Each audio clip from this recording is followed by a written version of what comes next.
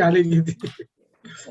Okay, तर माझी story जसं की काल मी माझी स्टोरी सांगितली होती म्युच्युअल फंडची. तर मॅडमनी सांगितलं की होमवर्क करून दाखवा की रिलायन्सचे शेअर किती होते 2009 मध्ये.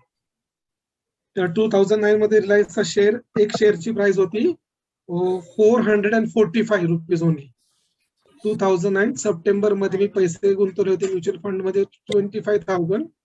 तर त्याची किंमत एका शेअरची रिलायन्सची 545 रुपीज पर शेअर होती, जी आज 2317 झाली. आणि जर मी तेवढे लॉट घेतले असते 25,000 मध्ये, तर त्याची आजची किंमत 1,15,000 पर्यंत गेली असते. किती आणि शेअर माझा झाले जो असते तेव्हा होती 545 रुपये. तुम्ही 25,000 जेव्हा गुंतवले असते 2009 मध्ये 545 25,000 डिवायडेड बाय 545 तुमचे किती शेअर झाले असते? ते मी काढलं नाही मॅडम, मी काल काढलं होतं ते. म्हणूनच आता मी डायरेक्ट माझा 98 शेअर तुमचे आले असते. ठीक आहे. सर्वात महत्वाचं म्हणजे बाटाचं होतं मॅडम. 90 रुपयांनी शेअर होता, फक्त एक शेअर 90 रुपयाचा. 90 रुपयाचा शेअर होता. आणि आता इथे परत कॅल्क्युलेशन करायचे ना, ते शिकवते तुम्हाला. आता तुम्ही काय म्हणता की 2009 मध्ये 25,000 अमाऊंट खूप मोठी होती, बरोबर आहे? ठीक आहे. म्हणजे तो 2009चा 25,000 अमाऊंट सेव्हिंग करणं म्हणजे खूप मोठा टास्क होता. आणि तो तुम्ही म्युच्युअल फंड मध्ये टाकला. त्याच्यानंतर आपण काल कंपॅरिझन करायला गेलो, तर आता 25,000 545च्या हिशोबाने जर तुम्ही रिलायन्सचे शेअर किती घेऊ शकला असतात हे जर डिवाइड केलं, तर तुम्ही 98 शेअर घेऊ शकला असतात 25,000. ठीक आहे. आता जर का तुम्ही 98 शेअर घेऊ शकताय, तर पुढे काय करायचंय, तर आता 2317 मल्टिप्लाइड बाय 98 करा. 1,15,850. 2,27,000 येत आहे सर. 98 मल्टिप्लाइड बाय 2317 ना. ओके, 98 23. हो येस मॅम, चुकलंय म्हणजे कालचं गणित माझं. आज 2,27,666. आणि 25,000 डिवायडेड बाय 90 करा.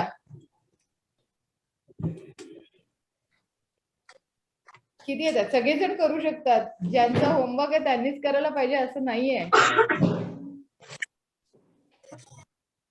277.7 शेअर तुमचे आले असते असं आपण पकडून चलूया. मल्टिप्लाइड बाय आत्ताचा बाटाचा रेटचा काउंट करा. आत्ताचा रेट बाटा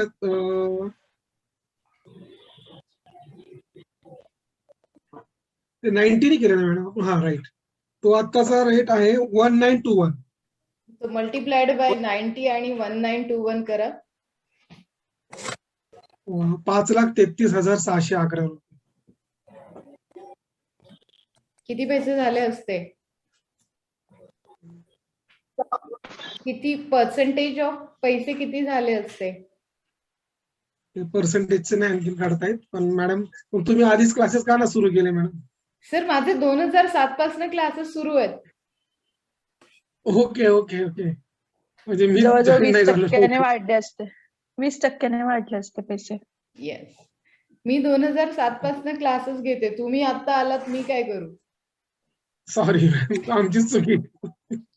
नाही ठीक आहे, मला तुमच्यापर्यंत पोहोचायला देर आहे दुरुस्त आहे. ठीक आहे, देर आहे दुरुस्त आहे. सो ऍज पर कम्पेअर बघा, म्युच्युअल फंड मध्ये इन्व्हेस्टमेंट केले 25,000 तरी तुम्हाला 45 आलेत. म्हणजे तुमचं काही लॉस नाही झालाय कुठे, बरोबर आहे? त्याला आपण लॉस नाही म्हणत आहोत. हो, पण ऍज पर कम्पेअर जेव्हा तुम्हाला नॉलेज असतं ना, तेव्हा नॉलेज असतं किंवा तुम्हाला अजून कोणातरी तुम्ही चांगल्या व्यक्तीचा सल्ला जरी घेतला असता, नॉलेज त्याला नाही म्हणत आपण, की सल्ला जरी घेतला असता की अरे तू ह्याच्यापेक्षा रिलायन्स मध्ये का नाही इन्व्हेस्टमेंट करत. ठीक आहे. तर आपण जर रिलायन्सचे नुसते शेअर्स घेऊन ठेवले असते तरी आपले 25,000चे 2 लाख रुपये झाले असते. आणि नाही तर 5 लाख रुपये पण होण्याचे चान्सेस होते बाटामध्ये. आता आज जो मी तुम्हाला पोर्शन शिकवणार आहे ना अबाउट इक्विटी, त्याच्यामध्ये आपण हेच सगळं शिकणार आहोत. म्युच्युअल फंड सेफ इन्व्हेस्टमेंट, पण सब्जेक्ट टू मार्केट रिस्क हे लिहिलेलं असतं. काल आपण ट्रेंड कसा डिसाईड करायचा हे बघितलं होतं. काल आपण म्युच्युअल फंड पण बघितलं होतं. आता आज आपण बघणार आहोत IPO.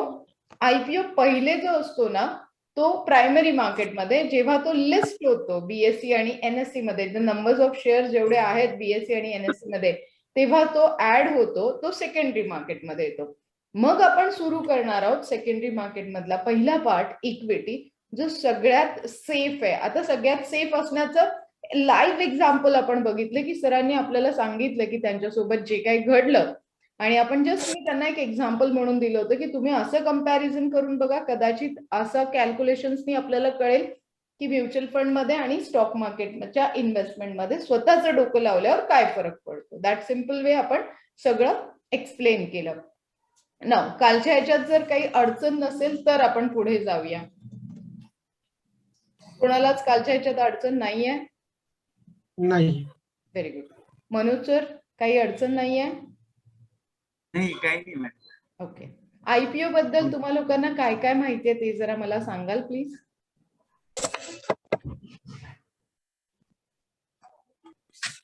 Yes, sorry Mayuri ma'am, आमचा विषय तो चालला होता, तुम्ही परत म्हणाल की मला सांगितलं नाही. सरांनी विचारलेलं की लॉकडाऊन मध्ये कामांना थोडीशी अडचणी येत आहेत, सो मी सिंपल त्यांना 2 नंबर सांगितले, एक तर 24 सांगितलाय आणि एक 777 इकडे लिहायला सांगितलंय शोल्डरच्या खाली, बिकॉज ऑफ त्याच्यामध्ये पॉझिटिव्हिटी वाढेल आणि कामाच्या म्हणजे अपॉर्च्युनिटीज पण जास्त येतील. म्हणून 777 ब्ल्यू पेननी तुम्ही शोल्डरवर लिहा किंवा बॉडीच्या लेफ्ट बॉडीच्या कुठल्याही पार्टवर लिहिलात तरी हरकत नाहीये. डन? कोणी पण लिहू शकते का ते? हो, प्रत्येकाला? सगळ्यांसाठीच दिलाय तो नंबर. ओके. आणि 24 कुठे लिहायचा? लेफ्ट बॉडीवर, सॉरी लेफ्ट हँडवर थंबच्या खाली. ओके. आणि 777 नंबर सांगितला तुम्ही? 777 इकडे शोल्डरच्या खाली लिहू शकता तुम्ही. लेफ्ट. लेफ्ट. दोन्ही पण लेफ्ट साइडलाच ना? सगळे लेफ्ट बॉडीवर लिहायचे. काय म्हणलात? दोन्ही पण लेफ्ट साइडलाच? दोन्ही पण लेफ्ट साइडला. 24 ऑलवेज इथे पाहिजे तुमचा. आणि दोन्ही ब्ल्यू पेननेच लिहायचे? दोन्ही पण ब्ल्यू पेननेच लिहायचे. ब्ल्यू किंवा ग्रीन जास्तीत जास्त. ओके. असं डेली पण लिहू शकतो आपण? डेलीच लिहायचे. डेली लिहायचंच का? ओके. डेलीच लिहायचे. म्हणजे जर तुम्हाला रुटीनली अपॉर्च्युनिटीज पाहिजे तर येस, डेली लिहा. Thank you. Okay. Now IPO. IPO बद्दल जे जे माहिती आहे ते सांगा.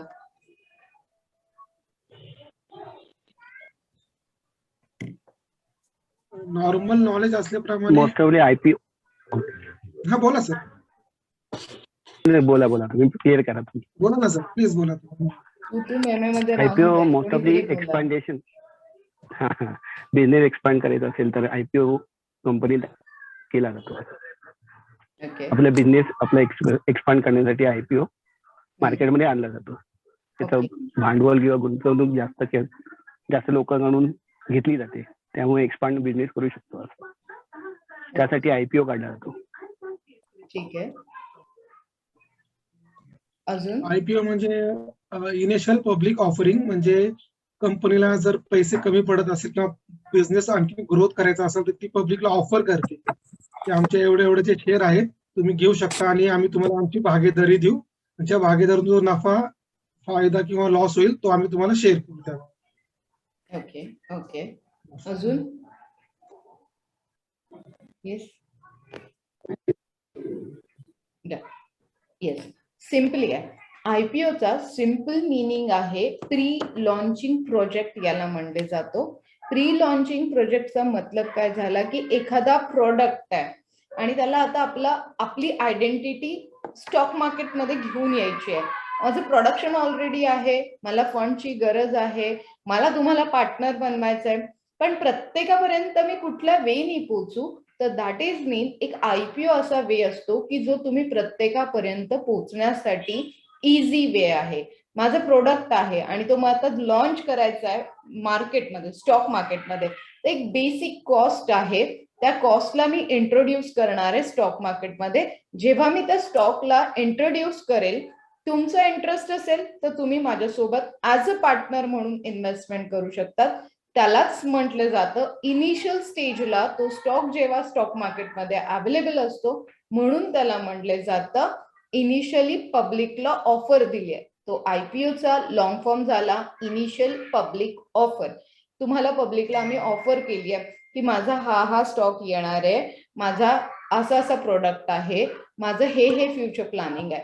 आता समजा जर का मी तुम्हाला म्हणलं तर आत्ताच कालचं जर तुम्ही बघितलं तर पेटीएम लॉस मध्ये, पण पेटीएमचा जेव्हा IPO आला किती लोकांना माहिती होतं की पेटीएमचा IPO खूप मोठा आहे आणि मला पेटीएमचा IPO बाय करायला पाहिजे, असं किती लोकांना वाटलं होतं?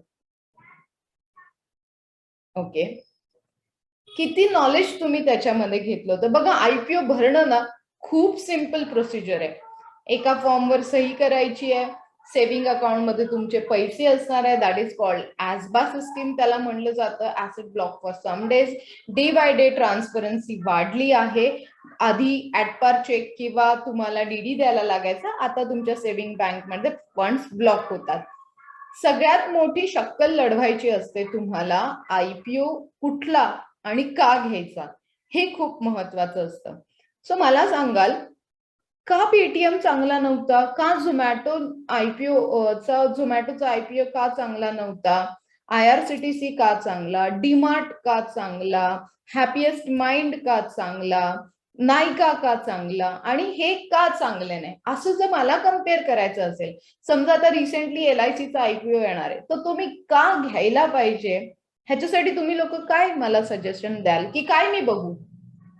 मी तेच सांगते, 3 दिवसासाठी ओपन होईल, 10-15 दिवसासाठी लॉक होईल, मग तुमचं ड्रॉ सिस्टीम मध्ये, ते तर मी तुम्हाला शिकवणार आहे. पहिला सगळ्यात महत्वाचा पार्ट असतो IPO घेताना की तो तुम्ही का घ्यायला पाहिजे,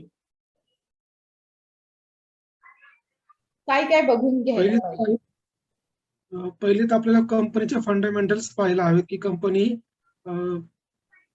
कशी ग्रोथ करते, म्हणजे पुढे ती जाऊन म्हणजे बँकरप्ट तर नाही होणार आहे, कंपनीची सेल्स ग्रोथ किती आहे, 1 वर्षाची, 3 वर्षाची, 5 वर्षाची, तो काढली पाहिजे.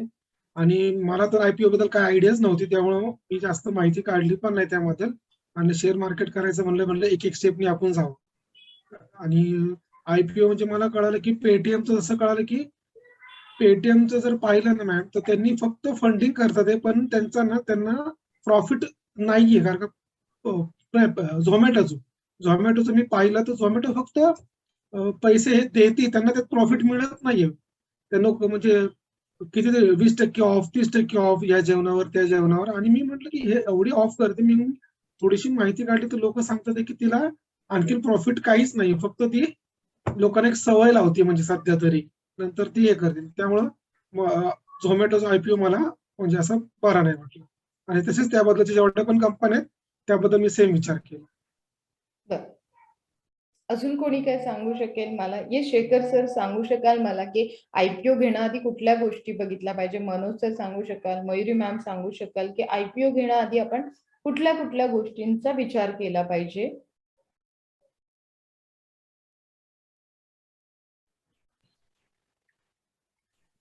तिची फायनान्शियल सिच्युएशन काय आहे फर्स्ट ऑफ, ओके, त्याची बॅलन्स शीट म्हणा किंवा त्याचा प्रॉफिट लॉस ज्या लास्ट इयर पासून किती 5 वर्षाचा, मिनिमम 5 वर्षाचा आपण घ्यायला लागतो त्यासाठी.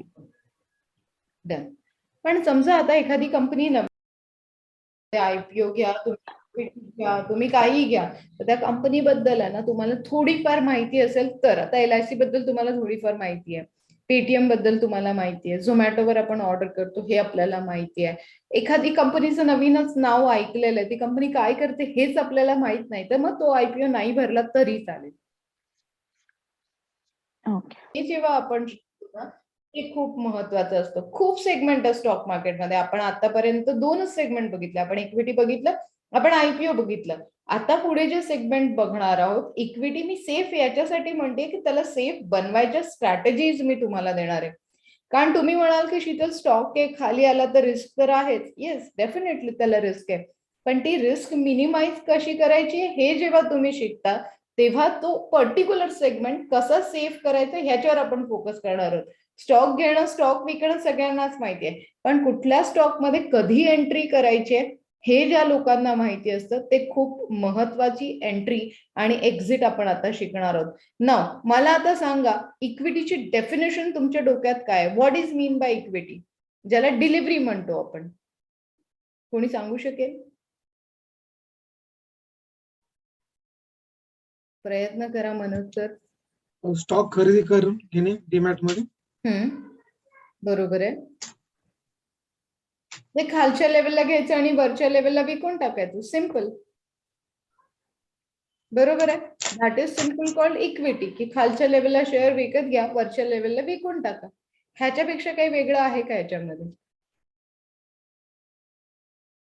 मग ह्याच्यापेक्षा काही वेगळं नाही आहे तर मग झालं ना, ह्याच्यात शिकण्यासारखं काहीच नाही असं म्हणायला हरकत नाही. मग ठीक आहे. मला आता सांगा, जर का मी विचार केला की मला इक्विटीमध्ये इन्व्हेस्टमेंट करायचंय तर मी कुठले स्टॉक विकत घेतले पाहिजे असं तुम्हा लोकांना वाटतंय? जे तुम्हाला वाटतंय ते सांगा.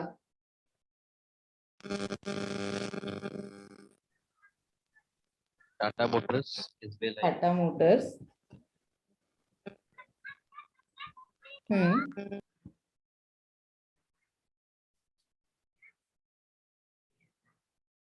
अजून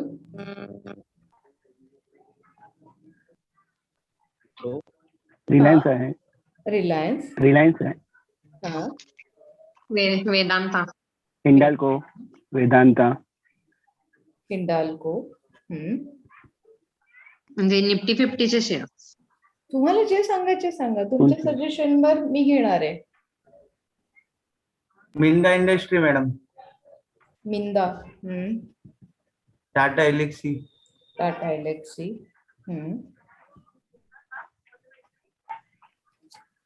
ONGC, IOC, आयओसी.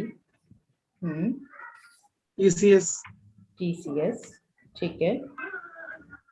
PNB आहे बँकेचे. ठीक आहे. मारुती, नाव काय काय अजून कुठला? ठीक आहे. RCF एक घेतीये, राष्ट्रीय केमिकल फर्टिलायझर. बघा, Tata motor, SBI, Reliance, Vedanta, Hindustan Unilever, Minda, Tata Elxsi, IOC, TCS, PNB, RCF. का विचारले मी तुम्हाला आणि हेच शेअर का मी घ्यायचे?